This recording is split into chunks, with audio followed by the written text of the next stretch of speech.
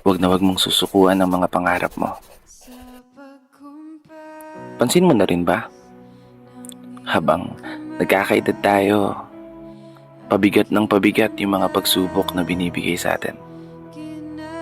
Habang namumulat tayo sa realidad ng buhay, pahirap ng pahirap yung mga pasanin. Tipong kapag di ka nagtrabaho, wala kang makakain.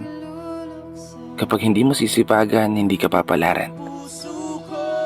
Habang tumatanda tayo, mas lalo nating nauunawaan yung tunay na kahulugan ng buhay. Gamit ang mga karanasan na nagpatibay, nagpahina, at sumubok sa ating katatagan.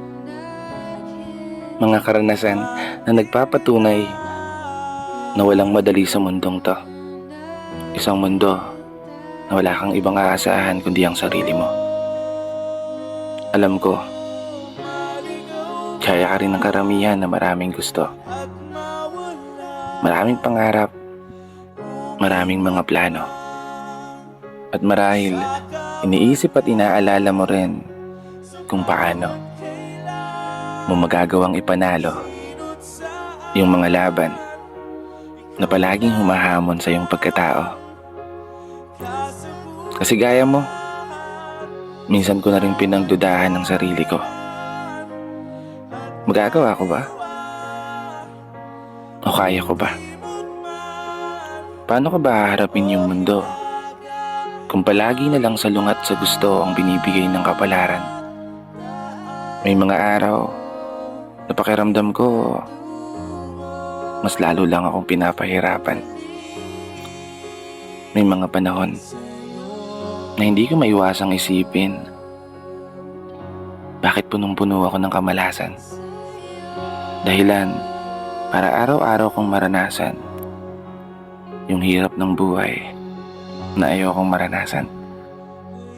Alam ko, kasama to sa proseso. Lahat ng ito ay parte lamang ng iyong mga plano.